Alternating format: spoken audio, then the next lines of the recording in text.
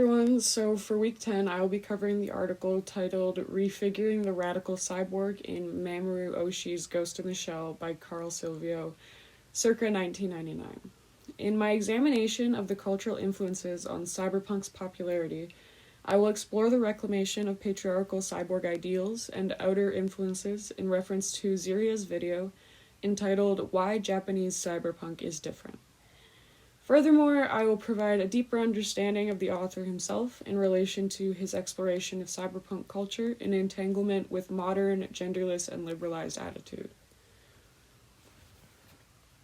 So the author of this work, Carl Silvio, seeks to present two sides and continuous contrasts to a complex topic in two parts. He defined cyborgs as something that serves, quote, a representational figure that embodies the capacity of information technologies to erase gender and racial boundaries, end quote. This definition is quite different from the normalized understanding of cyborgs in westernized media. For example, in the movie Blade Runner, the cyborg beings are better understood as an increasingly powerful new version of human beings, as we are melded with technology or outer characteristics. There are certain similarities between the two, as they both depict these new specimens to be recognizable human figures. This then progresses a conversation to explore how they represent these humans in the realities in which all aspects of society seem more advanced. Silvio is vocal about his agreement with Donna Haraway, an American writer and professor who centers her cyborg ideals around their escape from the gendered, racial, and humanized norms. She ventures into the idea of cyborgs having potential for societal domination, referring to increasingly popularized liberal desires. Cyborgs would be the next step in creating a world in which no binary would exist. As Silvio begins his writings, we begin to see his strategy of exploration. So he begins with part 1, the radical cyborg. In this section, he aims to introduce the characters, focusing on the main character, Major Kusanagi, as well as investigate the initial positive representative actions this character has placed within the media. He emphasizes the importance of a strong Asian female lead, as well as her role as a powerful cyborg being. This differs from the westernized versions of heroes, such as Spider-Man, Batman, or Superman, as this idea of subhuman existence erases the idea of man or woman, female or male, and every stereotype that accompanies that. It ceases to exist in these realities as it is not essential to success or downfall.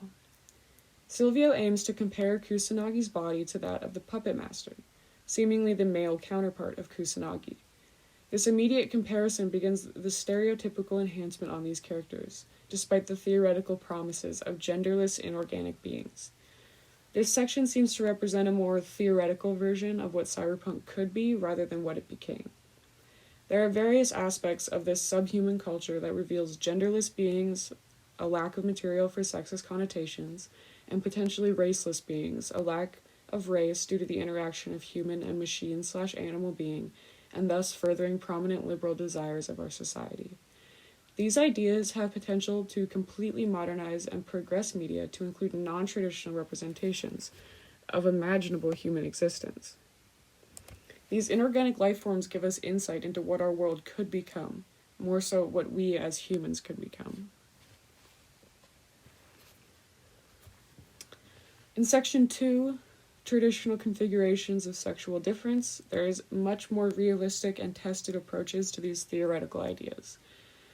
So these outer influences specifically refer to Eastern influence, as most notably popularized in cyberpunk in The Matrix, and later promoted the combination of anime-style media and cyberpunk in shows like Ghost in the Shell.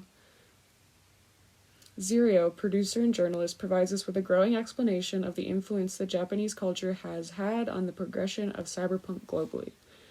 This allowed for the creation of an entirely new genre of merging the sci-fi characteristics with the graphic designs of this art. By producing this genre and allowing for further discussion, complex perspectives such as Silvio's were formed. In this part, Silvio focuses much less on the potential of cyborgs and much more on the actual effect of these specific films on those ideals. He is drawn to the representation of Kusanagi's body. She's often naked, showcasing a biologically female shell to this inorganic being.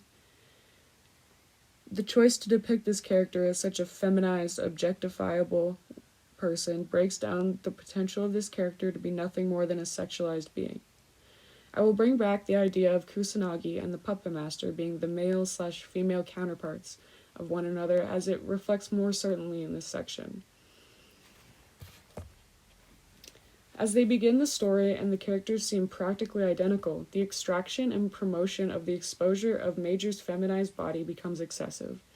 They eroticized this progressive ideal and completely deterred from the intentions of cyberpunk being representative of a new human era.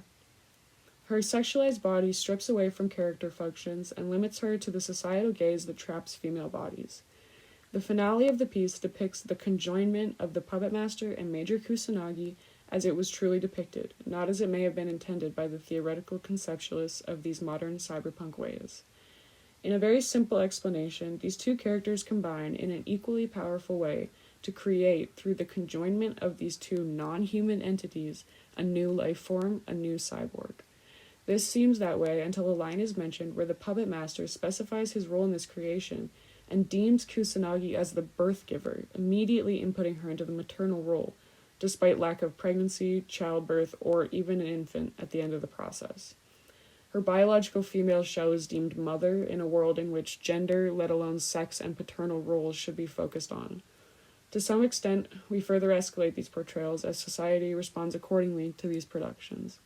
There's no lack of audience for a naked female body, and the producers and creators are aware of this, capitalize on it, and produce profit from the sexualization of a cyborg being through animated media.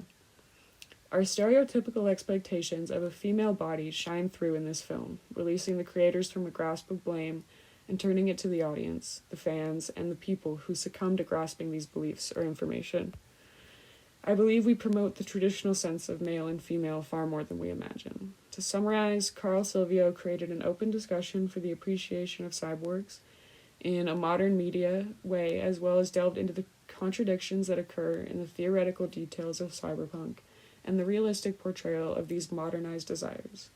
Thank you. I look forward to the discussions.